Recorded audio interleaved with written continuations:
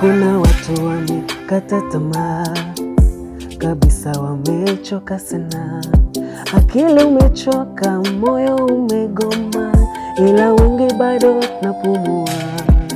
Wengi kupigana vita familia, wengine wafungwa dhambi za dunia. Saa zingine tunawaza tumekosa njia, amani vipi Mola ametupangia, lakini nikikumbuka yale lopitia, Baba nasema asante. Nikikumbuka yale lopitia,